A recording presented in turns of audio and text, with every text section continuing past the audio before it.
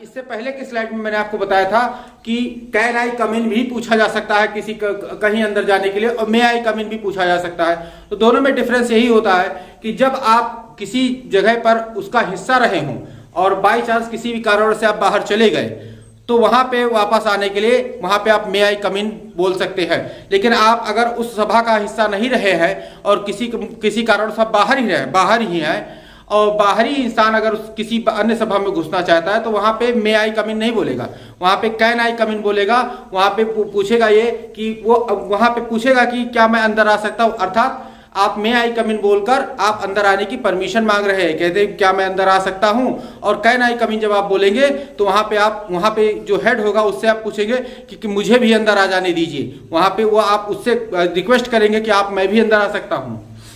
Clear. और अगर वहां पे आपने कैन आई कम इन कहा और वहां के हेड ने कह दिया नहीं आपको भी नहीं आना है, तो वहां पे एक और पोलाइटली वर्ड होता है कुड, जिसका प्रयोग मैंने अभी बताया है।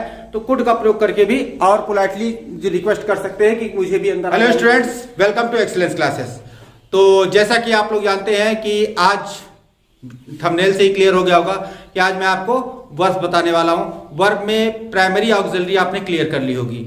अब उसके बाद क्या आई थी, बची थी मॉडल ऑक्सिलरी।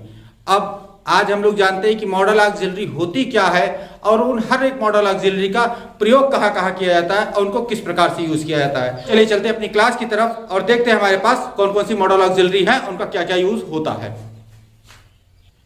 तो स्टूडेंट्स, ये होती है हमारी मॉडल ऑक्सिलरी। जैसा कि आपको पिछले वीडियो लेक्चर में आपको क्लियर हो गया होगा कि कुल टोटल ऑक्सिलरी 24 प्रकार की होती है, जिसमें 11 ऑक्सिलरी निकल गई थी प्राइमरी ऑक्सिलरी के अंतर्गत। तो और यहाँ पे बची हमारे पास ये 13 ऑक्सिलरी। जिन्होंने उस वीडियो लेक्चर को अभी तक नहीं देखा है वो जाएं और मेरे जाके डिस्क्रिप्शन बॉक्स से उस वीडियो लेक्चर का लिंक लें और वहां से उस वीडियो को पहले देख लें कि प्राइमरी ऑक्सिलरी होती क्या है और कुल टोटल ऑक्सिलरी कितने प्रकार की होती है। तो यहाँ पे आप उनको अच्छी तरीके से समझ में आ जाएगा कि वहां पे हमने 11 ऑक्सिलरी को निकाला था, यहाँ पे 13 ऑक्सिलरी बची हैं। और साथ ही साथ ये जान भी लेते हैं कि हमारे पास प्राइमरी ऑक्सिलरी और मॉडल ऑक्सिलरी में अंतर क्या होता है। जैसा कि आप जानते हैं कि प्राइमरी ऑक्सिलरी वर्ब फॉर्मेशन में सहायता करती है, उनकी मेन वर्ब में मदद करती हैं। उसी प्रकार से ये मॉडल ऑक्सिलरी भी होती है, ये भी हमारे टेंस की फॉर्मेशन में मदद करती है, इससे हमारे टेंस के सेंटेंस अच्छे से फॉर्मेशन में आ पाते हैं। तो चलिए पहले अंतर जान लेते हैं कि मॉडल ऑक्सिलरी और प्राइमरी ऑक्सिलरी में मेन अंतर होते क्या है। उसके बाद हम लोग जानेंगे कि मॉडल ऑक्सिलरी का यूज कहाँ कहाँ किया जाता है। पहले रूल के अंतर्गत हम आ जाते हैं कि प्राइमरी ऑक्सिलरी का यूज हम फुल वर्ब या हेल्पिंग वर्ब के रूप में कर सकते हैं। फुल वर्ब मतलब सेंटेंस में मेन वर्ब के रूप में भी प्राइमरी ऑक्सिलरी का यूज किया जाता है और हेल्पिंग वर्ब में भी किया जाता है। इसको मैंने अपने पिछले वीडियो लेक्चर में आपको क्लियर किया था। लेकिन मॉडल का यूज केवल हेल्पिंग वर्ब के रूप में किया जाता है, केवल हेल्पिंग वर्ब के रूप में होता है, डेयर और नीड को छोड़कर। डेयर और नीड को छोड़कर। क्यों डेयर और नीड को छोड़कर? क्योंकि डेयर और नीड एक तरीके से फुल वर्ब ही है, मेन वर्ब है, इनको मॉडल ऑक्सिलरी में यूज किया जाता है। इसीलिए डेयर और नीड केवल हेल्पिंग वर्ब के रूप में भी नहीं, वो मेन वर्ब के रूप में भी यूज किए जा सकते हैं। क्लियर। अगला जो डिफरेंस है क्या होता है हमारे पास? अगला डिफरेंस प्राइमरी ऑक्सिलरी और मॉडल ऑक्सिलरी में होता है कि प्राइमरी ऑक्सिलरी जो होगी वर्ब की फॉर्म, नंबर और पर्सन के अनुसार चेंज हो जाती है। जैसे कि वर्ब की फॉर्म हमारी फर्स्ट फॉर्म में है तो इज लगाया, अगर वही प्लूरल में चली गई तो आर लगा दिया हमने। क्लियर। या फिर वो उसमें आई लगा हुआ है, आई फर्स्ट पर्सन प्रोनाउन के साथ, आई के साथ एम यूज कर रहे हैं हम, लेकिन वहीं पे थर्ड पर्सन प्रोनाउन के साथ जो बी की फॉर्म इज का यूज करते हैं। तो यहाँ पे प्राइमरी ऑक्सिलरी वर्ब की फॉर्म भी चेंज कर दे, फॉर्म के चेंज होते ही वर्ब की फॉर्म वो चेंज हो जाती है। जैसे वर्ब की फॉर्म आईएनजी है तो इज का यूज करते हैं, वॉज का यूज करते हैं। लेकिन वर्ब की फॉर्म अगर थर्ड फॉर्म लगाई गई तो हैज, हैव, हैड का यूज करते हैं। तो यहाँ पे वर्ब की फॉर्म, उसके नंबर और उसके पर्सन के अनुसार चेंज हो जाती है। जबकि मॉडल ऑक्सिलरी जो होती है उस पर इसका कोई प्रभाव नहीं पड़ता। मॉडल ऑक्सिलरी जैसी होती है वो वैसी ही रहती है, चाहे वर्ब की फॉर्म बदले, चाहे चाहे प्रोनाउन का पर्सन बदले, चाहे उसका नंबर बदले, उससे कोई उसको फर्क नहीं पड़ता। मॉडल ऑक्सिलरी हमेशा एक जैसी होती है। क्लियर? तो चलिए इन दोनों डिफरेंस को लिखिए, फिर तब देखते हैं और क्या डिफरेंस हमारे पास है। तो यहां पे हम लोग देखते हैं प्राइमरी ऑक्सिलरी के यूज के बाद मेन वर्ब में परिवर्तन हो जाता है, जबकि मॉडल ऑक्सिलरी के यूज के बाद मेन वर्ब की फॉर्म में कोई परिवर्तन नहीं होता। जैसे हमने ले लिया आई रीड, इसमें जब हमने प्राइमरी ऑक्सिलरी यूज कर दी तो आई एम रीडिंग लगाना पड़ा मुझे, वर्ब के रूप में परिवर्तन कर दिया गया। ठीक है, अब यहां पे अगर इसमें हम मॉडल ऑक्सिलरी यूज कर देते आई कैन रीड, तो यहां पे हमें इसकी फॉर्म में कोई परिवर्तन नहीं होता। यहां पे हमने मॉडल यूज की लेकिन इसकी फॉर्म में कोई परिवर्तन नहीं होता। इससे क्लियर होता है कि प्राइमरी ऑक्सिलरी का जब भी यूज किया जाता है तो वर्ब के रूप में परिवर्तन हो जाता है, लेकिन मॉडल ऑक्सिलरी के यूज के साथ वर्ब के रूप में कोई परिवर्तन नहीं होता। क्लियर? तो चलिए इसे नोट कर लीजिए।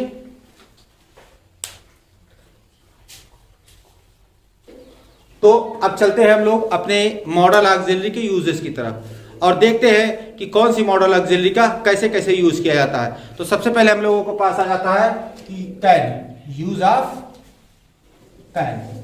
अब यूज ऑफ कैन, कैन का अब तो आप सभी जानते हैं कि एबिलिटी दिखाने के लिए, क्षमता दिखाने के लिए प्रयोग किया जाता है। तो कैन का यूज कहां कहां किया जाता है वो मैं आपके लिए लिखे दे रहा हूं। तो स्टूडेंट्स यहां पे कैन का यूज इन अवस्थाओं में किया जाता है। ऐसी अवस्थाएं जिनमें ये कंडीशंस आ रही हो वहां पे हम लोग कैन का यूज कर सकते हैं। जैसे पहली कंडीशन होता है एबिलिटी। एबिलिटी मतलब क्षमता दिखाना, चाहे वो फिजिकल हो यानी शारीरिक क्षमता दिखाने के लिए यूज किया जा रहा हो, चाहे मानसिक क्षमता दिखाने के लिए, मेंटल क्षमता दिखाने के लिए यूज किया जा रहा हो, या सर्कमस्टेंशियल क्षमता मतलब परिस्थिति जो उत्पन्न हुई समस्या होती है उन समस्याओं को सॉल्व करने की क्षमता दिखाने हेतु किया जा रहा हो तो वहां पे कैन का यूज किया जाता है। क्लियर?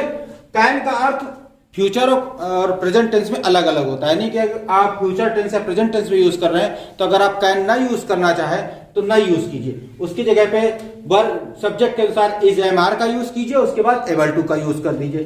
फ्यूचर टेंस में विल या शैल का यूज कीजिए, उसके बाद एबल टू का यूज कर दीजिए। यानी इज एबल टू ये हो जाएगा वह कैन हमारा, या आई एम एबल टू ये भी कैन के अर्थ में। जैसे आई कैन राइट, तो यहां पे अगर आई कैन राइट लिखते हैं तो अगर हम लिख सकते हैं I am able to write. ये दोनों सेंटेंस सेम है और दोनों सेंटेंस का सेम अर्थ है। यहां पे होगा कि आई कैन गो देयर, तो यहां पे अगर इसको हमने कैन हटाना है तो यहां पे हो जाएगा I will able to go there. Clear? फिर यहां पे हो जाएगा कैन का प्रयोग know how to. Know how to मतलब किसी कार्य को करने का तरीका जानने का, प्रदर्शन करने के लिए। हैव राइट टू मतलब किसी कार्य को करने की अधिकार प्रकट करने के लिए, उसमें अपनी ये बताने के लिए कि मेरा भी इस कार्य को करने का अधिकार है, मैं भी इस कार्य को करने का अधिकार रखता हूं। तो यहां पे कैन का यूज वहां पे किया जाएगा। काम को करने का तरीका अगर बताना है तो वहां पे कैन का यूज करेंगे, या किसी काम को करने का अधिकार दिखाना है तो वहां पे हम कैन का यूज करेंगे। या फिर टू एक्सप्रेस पॉसिबिलिटी मतलब संभावना व्यक्त करने के लिए हम कैन का यूज करते हैं कि शायद वहां पे ये घटना हो सकती थी, पॉसिबिलिटी यहां यूज की जा रही है तो वहां पे कैन का यूज करेंगे। परमिशन के लिए हम कैन का यूज करेंगे कि क्या मैं बाहर जा सकता हूं, तो यहां पे बहुत से लोग मे का प्रयोग करते हैं लेकिन परमिशन के लिए कैन का भी यूज किया जाता है। और ऑफर मतलब किसी चीज को कार्य करने का ऑफर दिया जा रहा है कि आइए इस कार्य को किया जाए या इस कार्य को कर लीजिए, तो यहाँ पे ऑफर हो जाएगा। या रिक्वेस्ट, किसी कार्य को करने की रिक्वेस्ट की जा रही है तो वहां भी कैन का यूज किया जाता है। या to express phrasal use of can मतलब मुहावरेदार अर्थों के लिए कैन का यूज हम लोग करते हैं। जैसे कि मैं बिना हंसे नहीं रह सकता, तो यहाँ पे फ्रेशल यूज ऑफ कैन, यहाँ पे कैन का हम यूज करेंगे।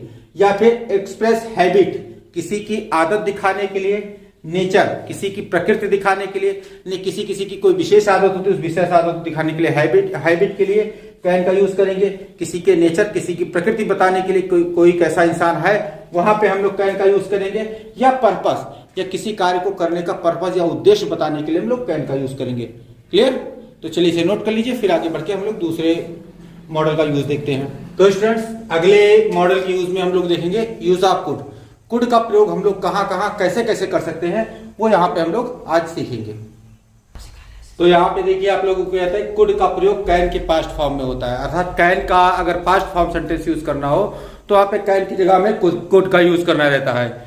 तो यहाँ पे जैसे कि वो घर जा सका, तो यहाँ पे पास्ट फॉर्म में आप दिखाते हैं तो यहाँ पे कैन की जगह कुड का प्रयोग कर सकते हैं। फिर इसको हमें टू एक्सप्रेस एबिलिटी, एबिलिटी मतलब क्षमता दिखाने के लिए, क्षमता प्रकट करने के लिए कि जैसे उसके अंदर नौकरी पाने की क्षमता थी या उसके पास पेड़ पहाड़ पर चढ़ने की क्षमता थी, ऐसी एबिलिटी एक्सप्रेस करने के लिए कुड का यूज करते हैं।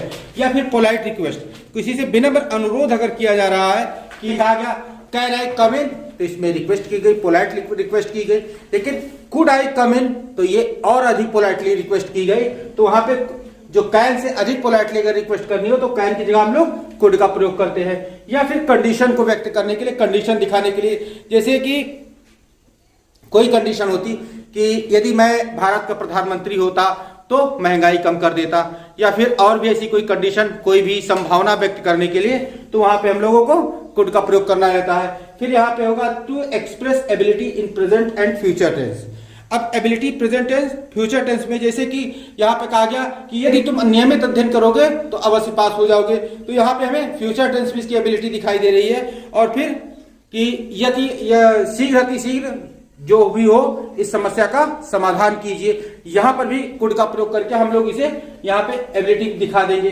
फिर आ जाते हैं सम फ्रेशल यूजेज ऑफ कुड में हमें क्या होता है कि मुहावरेदार वाक्यों का प्रयोग करना रहता है कि जैसे तुम वहां जाए बगैर ना रह सके, या जोकर के चाल ढाल से लोग हंसे बगैर ना रह सके, इस प्रकार के सेंटेंसेस को यूज करने के लिए हम लोगों को कुड का यूज करना रहता है। फिर आ जाता है to express possibility in the past, अर्थात कुड हैव, जहां पे पॉसिबिलिटी पास्ट में दिखाई जा रही हो कि जैसे तुम्हें इसे इसमें कहा गया कि मैं इस प्रश्न पत्र के सारे प्रश्नों को हल कर सकता था, ये पास्ट की पॉसिबिलिटी दिखाई जा रही है, तो वहां पे हम लोग कुड हैव का यूज करेंगे। क्लियर?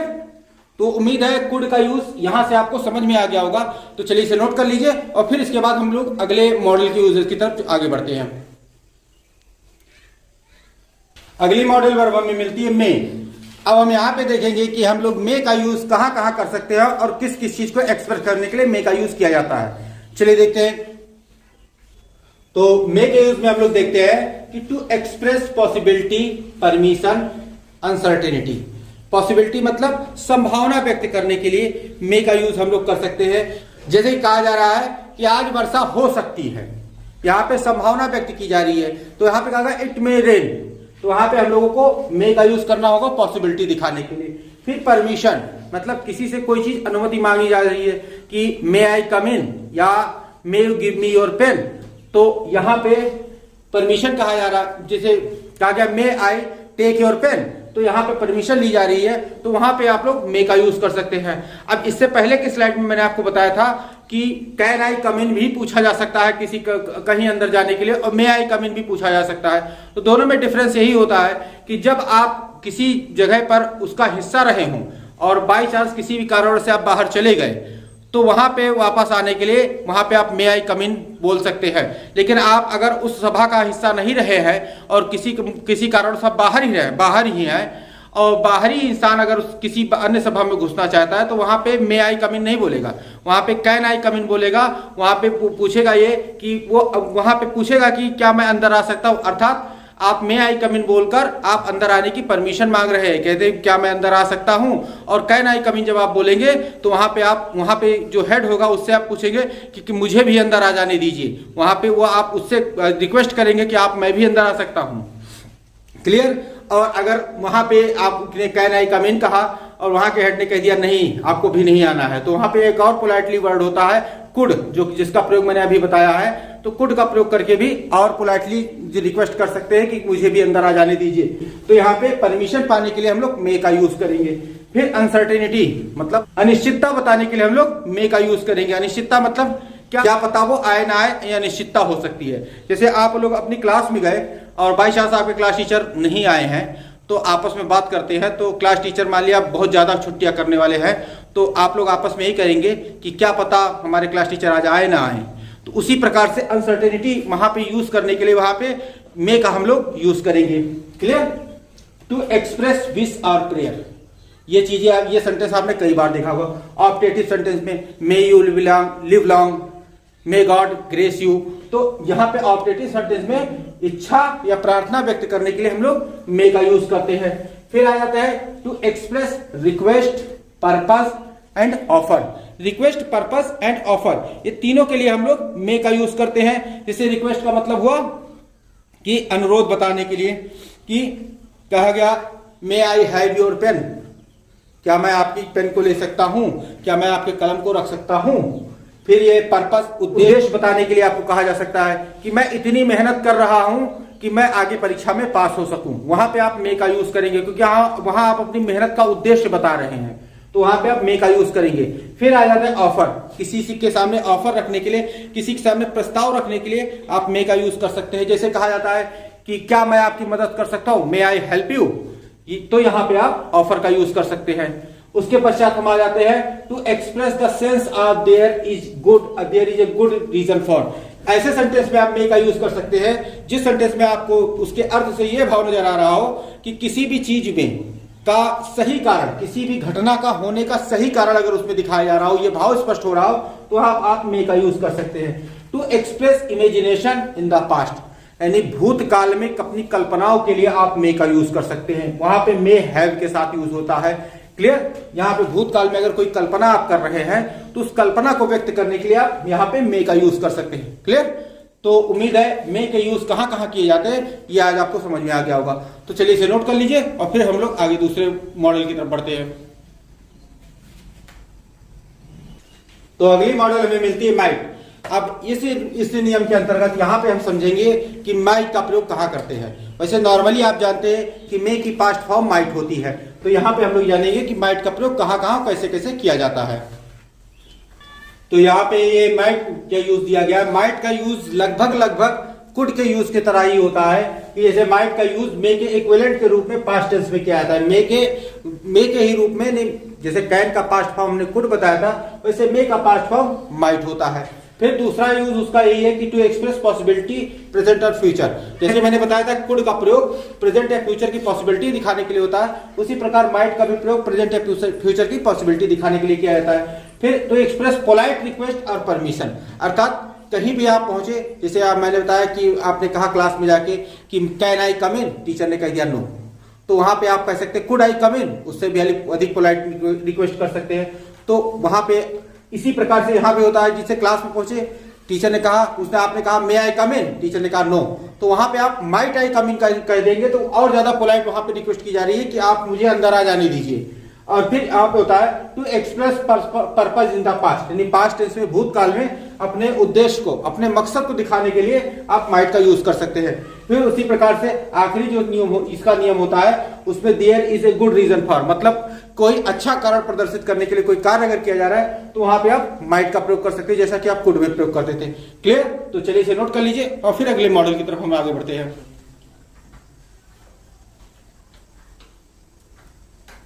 तो अब आ जाते हैं हम लोग मस्ट के यूज पे। मस्ट के यूज पे क्या होता है? To express necessity compulsion in present और फ्यूचर। भविष्य में किसी भी आवश्यकता को, किसी भी अनिवार्यता को अगर दिखाना है तो हम लोग मस्ट का यूज करेंगे। जैसे कि यह होता है कि आई मस्ट गो नाउ, मुझे अब जाना ही होगा, या फिर हो जाएगा I must go now to Delhi this month, तो फ्यूचर की अनिवार्यता दिखा रहे हैं या फिर वर्तमान की अनिवार्यता अगर दिखा रहे हैं तो वहां पे हम लोग मस्ट का यूज करेंगे। नेसेसिटी मतलब आवश्यकता और कंपल्सन मतलब अनिवार्यता, यानी वर्तमान या भविष्य की अगर आवश्यकता या अनिवार्यता को प्रदर्शित करना है तो हम लोग मस्ट का यूज करेंगे।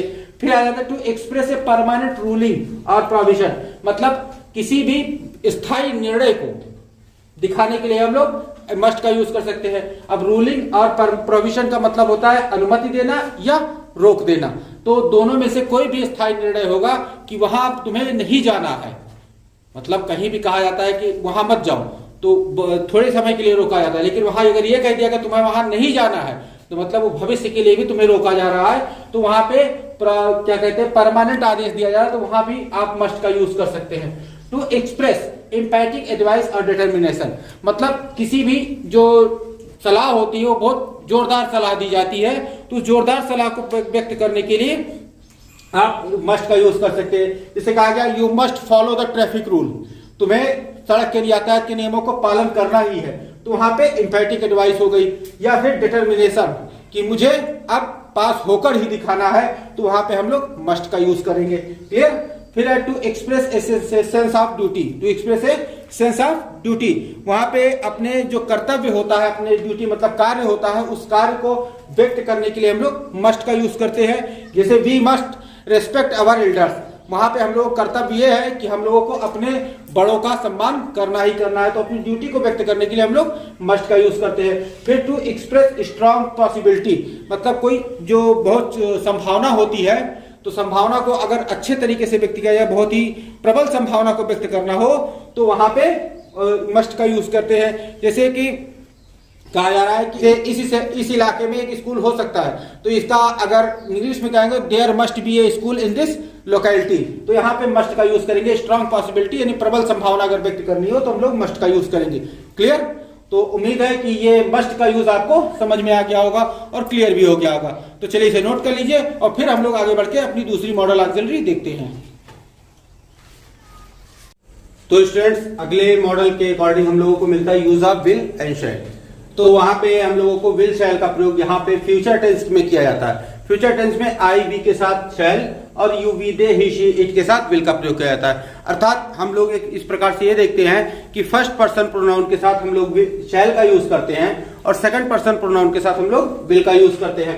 हाँ, फर्स्ट पर्सन सेकंड पर्सन में जो विल शैल का यूज है वो चेंज होता रहता है। जैसे कि कहीं पे सेंटेंस में कर्ता द्वारा कार्य को करने की दृढ़ता दिखाई जा रही है, डिटर्मिनेशन दिखाया जा रहा है, तो वहां पे हम लोग आई और वी अर्थात फर्स्ट पर्सन के साथ जो है विल की जगह शैल का प्रयोग करते, सॉरी फर्स्ट पर्सन प्रोनाउन के साथ शैल की जगह विल का प्रयोग कर लेते हैं और सेकंड पर्सन और थर्ड पर्सन प्रोनाउन के साथ विल की जगह शैल का प्रयोग कर लेते हैं। अर्थात वहां पे जब हम लोग को डिटर्मिनेशन प्रदर्शित करनी हो तो आई बी के साथ विल लगाएंगे और बाकी सबके साथ शैल लगाएंगे। इसी प्रकार से सेकंड और थर्ड पर्सन में जो शैल का प्रयोग होता है वो ऑर्डर, प्रॉमिस और वार्निंग यानी कि आदेश, वादे और चेतावनी के रूप में प्रदर्शित करने के लिए जो ही शीट या और सेकंड और थर्ड पर्सन के प्रोनाउन के साथ हम लोग विल का शैल का यूज करते हैं। अब इसी प्रकार से हम लोग आगे देखते हैं कि जो मॉडर्न इंग्लिश आ गई है, मॉडर्न इंग्लिश में विल और शैल का में बहुत ज्यादा अंतर नहीं रह गया है।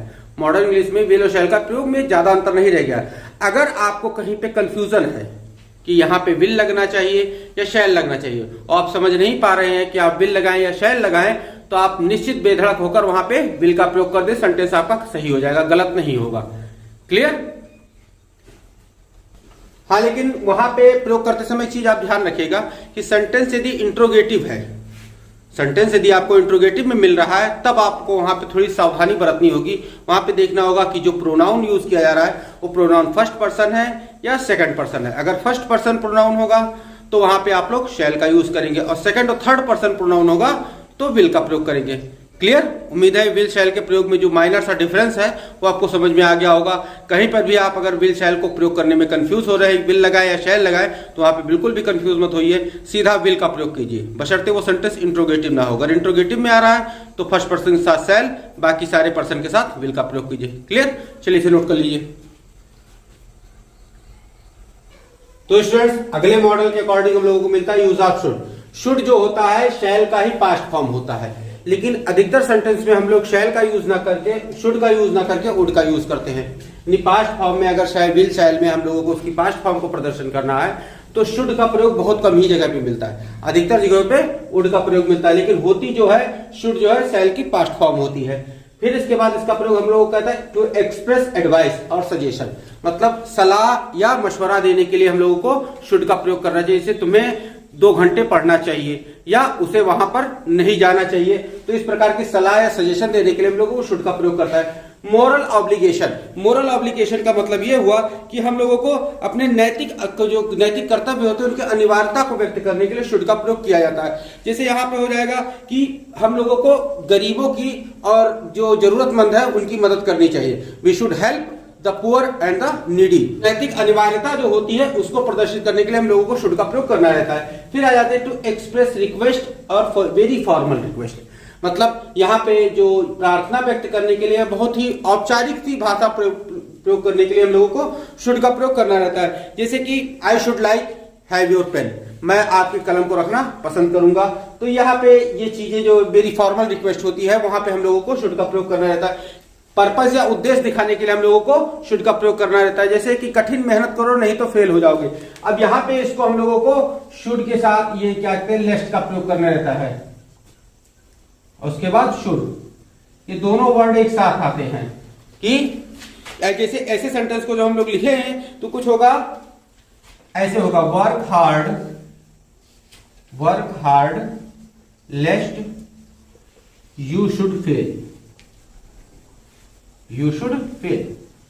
यहां पे कठिन मेहनत करो नहीं तो तुम फेल हो जाओगे। तो ऐसे सेंटेंस को अगर पर्पस दिखाने, उद्देश्य दिखाने के लिए प्रयोग किया जाता है तो उसमें लेस्ट और शुड एक साथ यूज किए जाएंगे। क्लियर? यहां पे लेस्ट और शुड जो मैंने लिखा था। इसके बाद आता है to express requirement, probability, condition.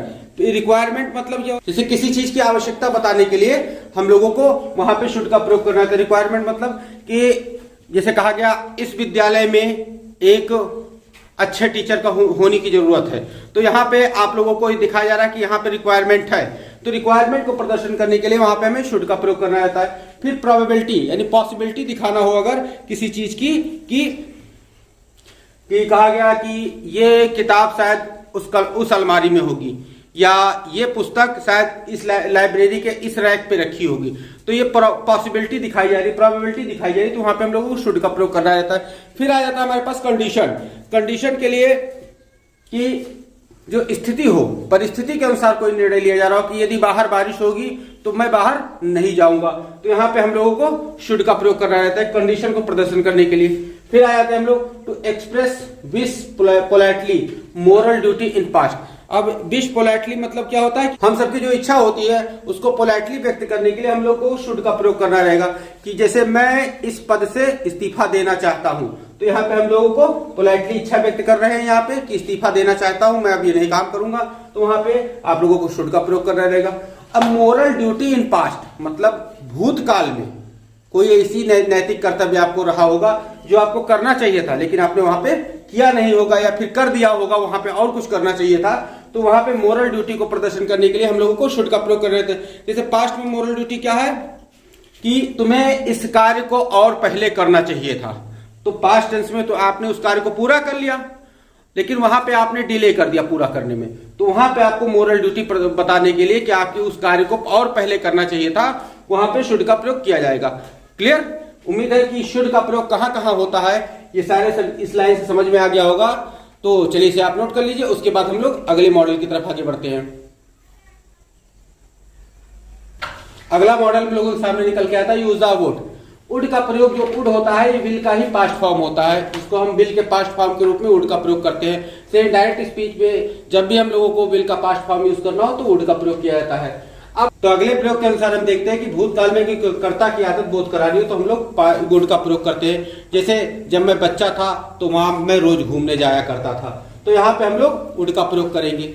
या फिर अगला है डिटर्मिनेशन, मतलब कर्ता के कार्य करने की दृढ़ इच्छा का अगर बोध कराना है भूतकाल में तो वहां पे हम लोग वुड का प्रयोग करेंगे। ठीक, अब यहाँ है to express polite request, wish, offer, invitation, कई सारी चीजें होती हैं जिनका बोध कराने के लिए पोलाइट रिक्वेस्ट मतलब विनम्र अनुरोध का बोध कराने के लिए हम लोगों को वुड का प्रयोग करना रहता है। विश अपनी इच्छा का बोध कराने के लिए वुड का प्रयोग करना रहता है। ऑफर मतलब कोई प्रस्ताव अगर दिया जा रहा है तो वहां व्यक्त करने के लिए हम लोगों को वुड का प्रयोग करना रहता है। इन्विटेशन या कोई आमंत्रित किया, आमंत्रण है तो वहां पे हम लोगों को वुड का प्रयोग करके हम लोग अपना यहाँ पे वुड का प्रयोग करके सेंटेंस को बनाते हैं। जिसे कहा जा रहा है कि अपनी इच्छा, पोलाइट रिक्वेस्ट या इच्छा व्यक्त करनी है कि मैं कुछ कहना चाहता हूं, तो यहाँ पे इसका इंग्लिश लिखेगा आई वुड से समथिंग, मैं कुछ कहना चाहता हूं। या फिर आ जाता है कि कहा जा रहा है कि मैं भीख मांगने की अपेक्षा मरना पसंद करूंगा, तो यहाँ पे वो इच्छा व्यक्त की जा रही है, तो यहाँ पे हम लोग वुड का प्रयोग करेंगे। अब आ जाता है to express preference, choice, unreal condition. Preference में क्या मतलब होता है एक कार्य की अपेक्षा दूसरे कार्य को अधिक पसंद करना। जैसे एक सेंटेंस मैंने आपको बताया था कि मैं भीख मांगने की अपेक्षा मरना पसंद करूंगा, तो इसमें प्रेफरेंस था। यहाँ पे वो चीज, दो चीजों के बीच में तुलना की जा रही थी कि एक को अधिक ज्यादा महत्व दिया जा रहा था। या चॉइस यानी कि कोई भी चुनाव व्यक्त करना हो, वहां पे बताना हो, तो वहां पे हम लोग उसका वुड का प्रयोग करेंगे। या फिर अनरियल कंडीशन, अनरियल कंडीशन का मतलब होता है जैसे काल्पनिक स्थितियां, काल्पनिक स्थितियां मतलब कोई भी कल्पना में स्थिति है कि जैसे कहा जा रहा है कि यदि मैं पक्षी होता तो खुले आसमान में उड़ता। ये काल्पनिक इच्छाएं हैं, मतलब काल्पनिक स्थितियां हैं कि यदि मैं पक्षी होता तो खुले आसमान में उड़ता। तो ये कल्पना में है, तो यहाँ पे हम लोग वुड का प्रयोग करेंगे। फिर है to express probability, strong desire, unfulfilled condition. Probability मतलब संभावना, कि जैसे कोई व्यक्ति आपको दिखा, आप उसे पहचानते नहीं है, लेकिन आप गेस कर रहे हैं कि आपका मित्र, जो कोई एक मित्र है जिसका नाम मोहन है, तो आप कहेंगे शायद वो मोहन के पिताजी रहे होंगे। तो यहाँ पे ये प्रोबेबिलिटी, संभावना, ऐसी संभावना को व्यक्त करने के लिए हम लोग वुड का प्रयोग करते हैं। या फिर स्ट्रॉन्ग डिजायर, मतलब जो बहुत ही गहरी इच्छा हो, उसको हम लोग यहाँ पे वुड के साथ प्रयोग करेंगे। जैसे काश मैं बच्चा होता, तो यहाँ पे स्ट्रॉन्ग डिजायर है जो फुलफिल तो नहीं हो सकती है, मतलब जो पूरी तो नहीं हो सकती, लेकिन एक आपकी हार्दिक इच्छा है कि काश मैं बच्चा होता, तो वहां पे ये स्ट्रॉन्ग डिजायर, इसको प्रदर्शित करने के लिए हम लोग वुड का प्रयोग करेंगे। या फिर अनफुलफिल्ड एक्शंस, अनफुलफिल्ड एक्शन की कार्य पूरा नहीं हुआ, उसको प्रदर्शित करने के लिए यहाँ पे वुड का प्रयोग करेंगे। जैसे एक सेंटेंस हम ले लेते हैं कि यदि तुम बुलाते तो मैं तुम्हारे यहाँ भोज में अवश्य सम्मिलित होता, मतलब ये एक्शन पूरा नहीं हुआ, तो यहाँ पे ये अनफुलफिल्ड एक्शन के लिए वहां पे हम लोग वुड का प्रयोग करेंगे। क्लियर? या टू एक्सप्रेस नेचुरल और हैबिचुअल एक्शन इन पास्ट, मतलब प्राकृतिक या आदतन किए जाने वाले कार्य जो भूतकाल में दिखाए जा रहे हो, कि प्राकृतिक रूप से, मतलब जो आपको अंदर प्राकृतिक रूप से आ चुका है, या कोई भी कार्य करते करते अगर आपको उस कार्य को करने की आदत रख चुकी है, तो हैबिचुअल एक्शन को पास्ट टेंस में शो करने के लिए हम लोगों को वुड का प्रयोग करना रहता है। जैसे टेंस में होगा कि कहा जा रहा है कि जब मैं दिल्ली में था तो मैं उसके घर रोज जाया करता था, तो यहाँ पास्ट टेंस की आदत दिखाई जा रही है, तो ये उसकी आदत, मतलब आदतन कार्य किया करने वाला दिखाया जा रहा है, तो यहाँ पे वुड का प्रयोग करेंगे। क्लियर? तो उम्मीद है कि ये वुड का प्रयोग आपको समझ में आ गया होगा। तो चलिए इसे नोट कर लीजिए और फिर हम लोग अगले मॉडल की तरफ आगे बढ़ते हैं। तो स्टूडेंट, अगले मॉडल के अनुसार कि हम लोगों को डेयर और नीड का यूज देखने को मिलता है। तो डेयर और नीड, जैसा कि मैंने पहले ही बता रखा है आप लोगों को, डेयर और नीड का प्रयोग हम लोगों को मॉडल तथा ऑर्डिनरी दोनों प्रकार की वर्ब के लिए करना रहता है। जैसे, और ये ध्यान रखना है आप लोगों को कि डेयर और नीड का प्रयोग अगर मॉडल वर्ब में आपको करना है तो वो इंट्रोगेटिव और निगेटिव सेंटेंस के लिए यूज की जाती है। अफर्मेटिव सेंटेंस के लिए डेयर और नीड का प्रयोग आपको नहीं करना रहता है। और उसी प्रकार से मॉडल वर्ब में जो नीड का यूज होता है, एब्सेंस ऑफ नेसेसिटी, मतलब आवश्यकता अगर नहीं है किसी चीज की फिर भी वो काम हो रहा है, तो वहां पे एब्सेंस ऑफ नेसेसिटी होती है, तो वहां पे आपको नीड का यूज करना है। जैसे you need not to stay here, कि आपको यहाँ ठहरने की जरूरत नहीं है, मतलब आवश्यकता वहां नहीं है, तो वहां पे आप लोग नीड का यूज कर देंगे। और need not plus have plus verb की third form, need not plus have plus verb की थर्ड फॉर्म, यानी यहाँ पे एक नीड नॉट जो है ये मॉडल ऑक्सिलरी के रूप में है, तो नीड नॉट के साथ वर्ब की थर्ड फॉर्म का प्रयोग ऐसे कार्य के लिए होता है किसी कार्य की आवश्यकता ना हो और वो कार्य पूरा हो जाए, तो वहां पे आप लोगों को हैव के साथ वर्ब की थर्ड फॉर्म यूज करनी है, लेकिन उसके लिए मॉडल आपको नीड नॉट का यूज करना है। जैसे कि कहा जा रहा है कि आपको इस कार्य को छोड़ने की आवश्यकता नहीं थी, मतलब उस कार्य को छोड़ दिया गया है, बिना आवश्यकता के उस कार्य को छोड़ दिया गया है, तो वहां पे हैव के साथ वर्ब की थर्ड फॉर्म लगाएंगे, लेकिन नीड नॉट के मॉडल ऑक्सिलरी को लेकर। और उसके बाद हम आ जाते हैं डेयर का। डेयर का यूज अगर ऑर्डिनरी वर्ब में किया जा रहा है तो वेंचर का मतलब होता है कि साहस करने के लिए, हैव करेज, हिम्मत दिखाने के लिए, या टू चैलेंज, या फिर चुनौती देने के लिए अगर किया जा रहा हो तो डेयर का यूज ऑर्डिनरी वर्ब में किया जाता है। लेकिन अगर हिम्मत का कार्य करना है, चैलेंज लेना है, चैलेंज देने के लिए आप डेयर का यूज ऑर्डिनरी वर्ब में करेंगे और चैलेंज लेने के लिए डेयर का यूज मॉडल वर्ब में करेंगे। क्लियर? तो इसे आप नोट कर लीजिए। तो अगले मॉडल के अनुसार हम लोगों को मिल रहा है use of ought to. Ought to का प्रयोग हम लोगों को करना रहता है कि to express moral responsibility, social binding. Moral responsibility का मतलब होता है हमारी जो नैतिक जिम्मेदारी होती है, उस नैतिक जिम्मेदारी को प्रदर्शित करने के लिए हम लोगों को यहाँ पे ऑट टू का प्रयोग करना रहता है, कि जैसे हमें बड़ों की आज्ञा माननी चाहिए, तो यहाँ पे ऑट टू का प्रयोग करेंगे कि हमारी नैतिक जिम्मेदारी है।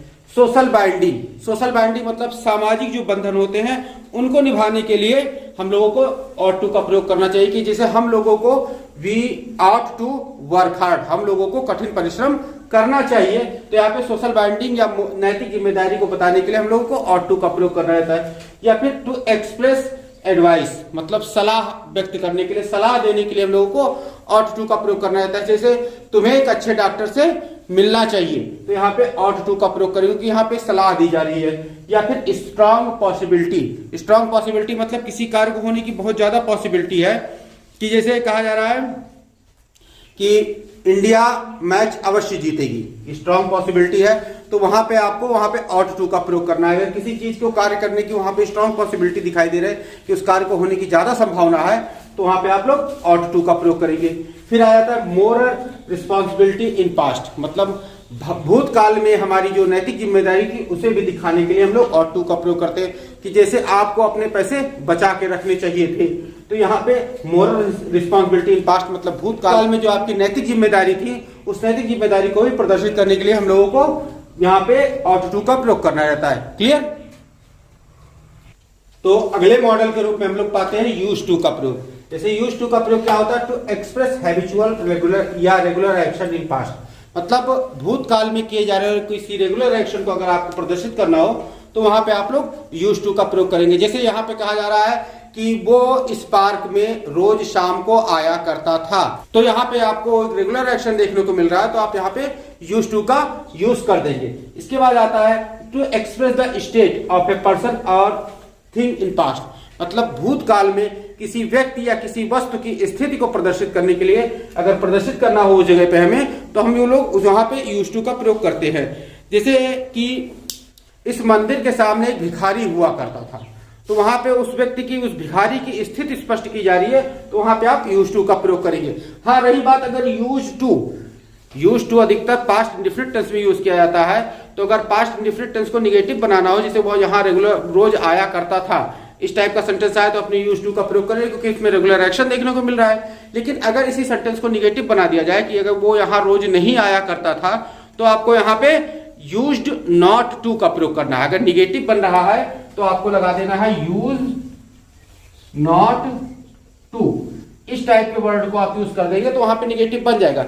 लेकिन अगर आप यूज नॉट टू में कंफ्यूज हो रहे हैं, आपको सीधे इंडेफिनिट पास्ट इंडेफिनिट टेंस का निगेटिव वर्ड यूज करना है, तो आपको कुछ इस प्रकार से भी लिख सकते हैं, डिड नॉट यूज टू। तब यहाँ पे यूज्ड का जो प्रेजेंट फॉर्म है आप उस चीज को यूज कर देंगे, डिड नॉट यूज टू, तो वहां पे सेंटेंस वो भी सही जाएगा। क्लियर? तो उम्मीद है कि ये चीज आपको समझ में आ गई होगी। चलिए इसे नोट कर लीजिए, फिर आगे बढ़े हम लोग।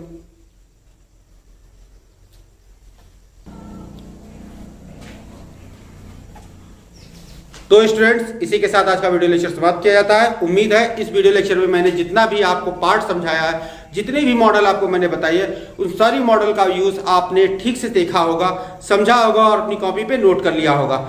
ये मॉडल वर्क्स हर क्लास के स्टूडेंट्स के लिए यूजफुल है, चाहे वो 9th में पढ़ रहे हो, चाहे वो 8th में पढ़ रहे हो, चाहे वो 10th में हो, चाहे 11वीं में हो, चाहे 12वीं में हो, हर क्लास के स्टूडेंट के लिए मॉडल वर्क का यूज जानना अति आवश्यक है। अगर उनको मॉडल वर्क का यूज नहीं आता है तो उनके लिए आगे कोई भी सेंटेंस अगर वो निर्माण करते हैं, कुछ भी सेंटेंस आप वो बनाना चाहते हैं, तो उनके मॉडल वर्क का जो मॉडल वर्क की अनभिज्ञता है उनके लिए उनके सामने दिक्कत पैदा कर सकती है। तो आप लोगों ने, उम्मीद है कि यहाँ पे जो मैंने मॉडल वर्क आपको समझाई है, इस चीज को नोट जरूर कर लिया होगा, क्योंकि अगर आप नोट नहीं करेंगे तो आने वाले कुछ दिन बाद फिर से पूरी चीज भूल जाएंगे। तो आप इसे नोट कर लीजिएगा।